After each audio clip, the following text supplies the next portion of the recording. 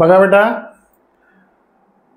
Point काय आहे, expression of the maximum work. काय पाहायचंय, मॅक्झिमम वर्क.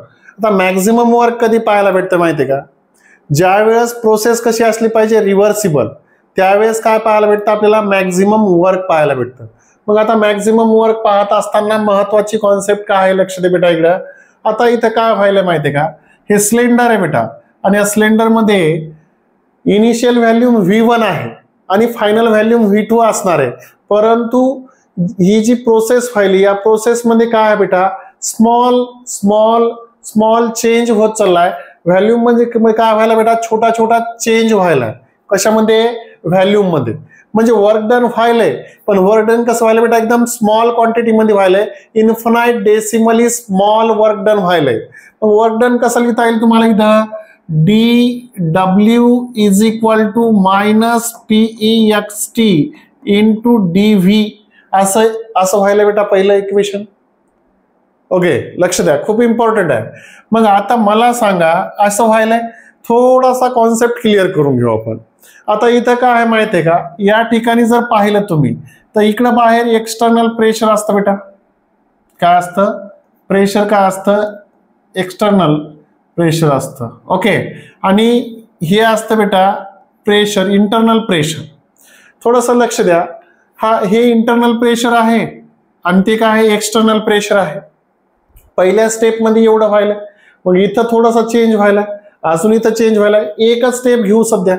मग आता काय होईल बेटा माहितीये का, या ठिकाणी कॉन्सेप्ट जर पाहिली तर काय होत असतो, चेंज पाहायला भेटायला आपल्याला. कसा चेंज पाहायला भेटायला बेटा, P मायनस P मायनस काय आहे बेटा, PEXT is equal to DP. थोडासा चेंज दाखवला आणि DP न दाखवावा लागेल ना चेंज, तो हा चेंज कसा दाखवावा लागेल, DP न. मग आता काय करता येईल बेटा, लक्षात घ्या, हे जे इक्वेशन आहे, हे इक्वेशन काय केलं आपण, या 1 नंबरचा इक्वेशन आहे, हे 2 नंबरचं इक्वेशन आहे बेटा. थोडंसं लक्ष द्या, खूप इम्पॉर्टंट कॉन्सेप्ट आहे. मग आता याच इक्वेशनला काय लिहिलं आपण, PEXT इज इक्वल टू काय लिहिता येईल बेटा, याला P मायनस DP लिहिता येईल, is equal to equation number 3. काय लिहिता येईल त्याला, इक्वेशन नंबर 3. आता याला काय करायचं, सबस्टिट्यूट इक्वेशन नंबर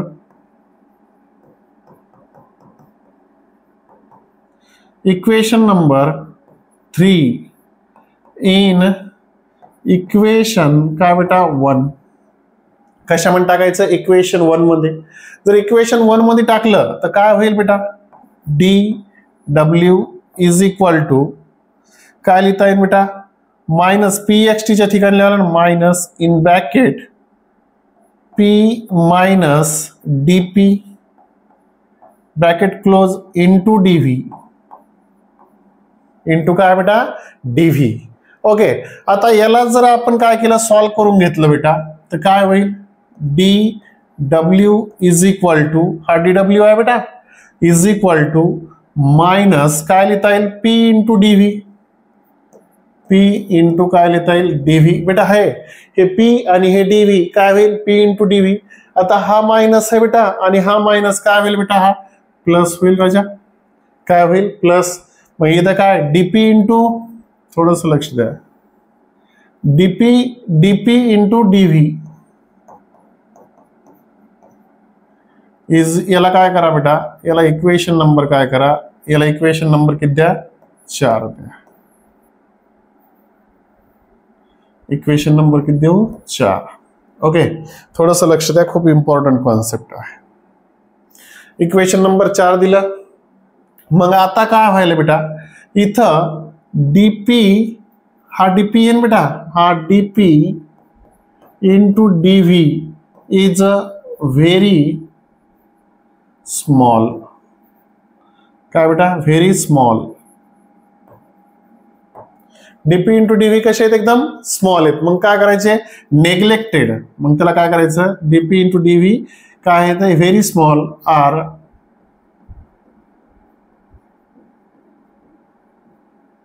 त्याला नेग्लेक्ट करायचं. नेग्लेक्ट केल्याच्या नंतर काय येतं बेटा, dw is equal to minus P into dv येतं बेटा. याला इक्वेशन नंबर 5 म्हणा.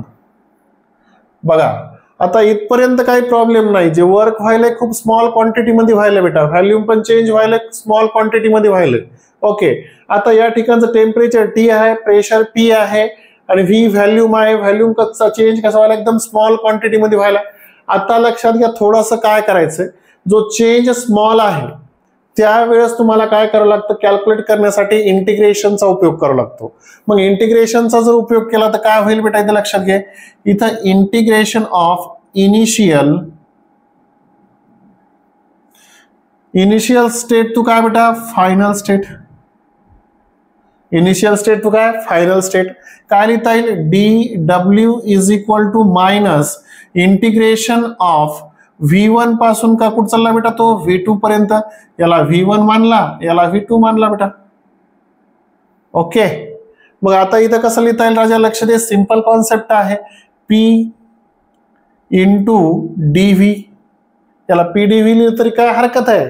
मग आता तुम्हाला माहित आहे की हे जे सिलेंडर आहे बेटा, या सिलेंडर मध्ये कोणता गॅस आहे, आयडियल गॅस इक्वेशन आहे, आयडियल गॅस आहे.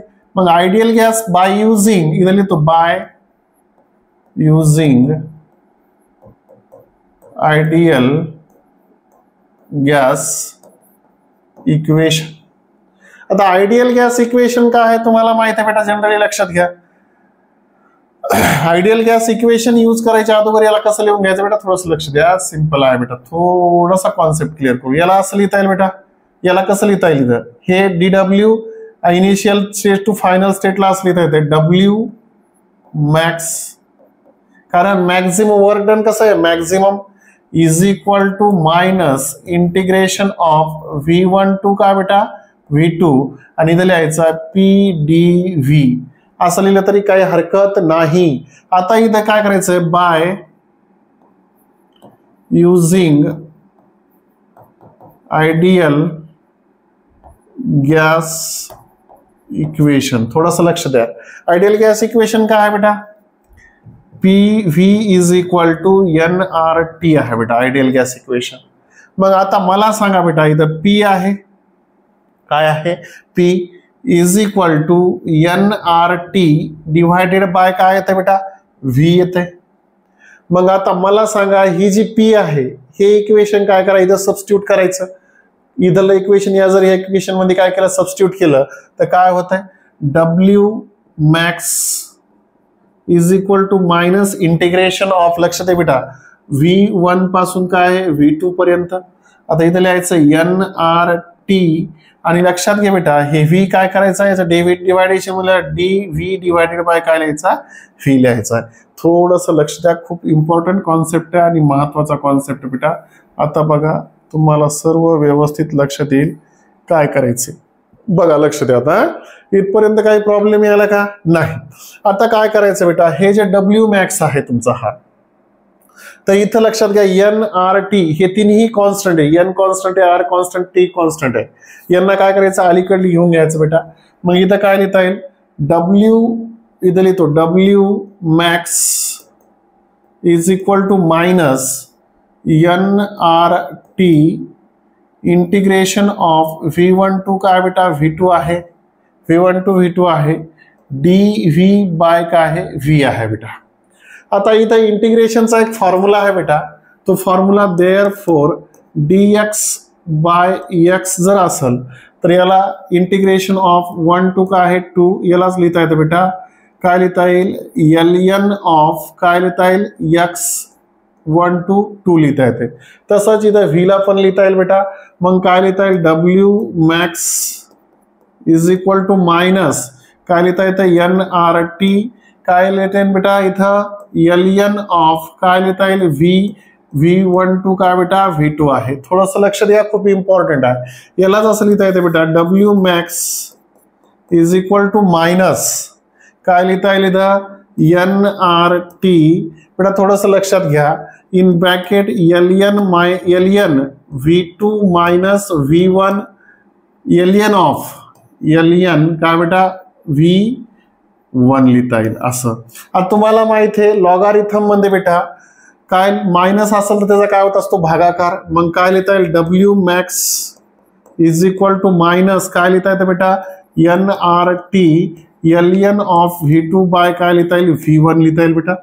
लिहिता येतं बेटा लक्षात घे.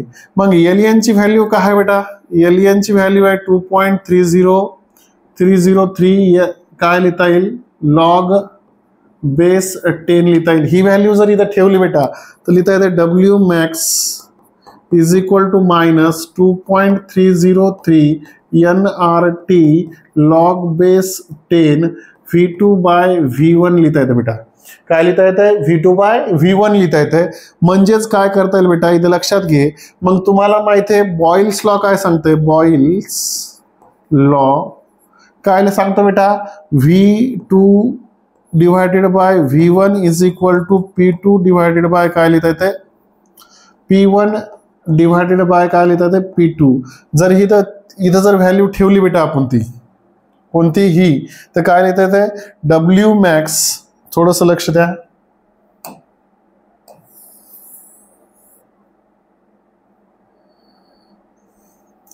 बघा बेटा काय करता येईल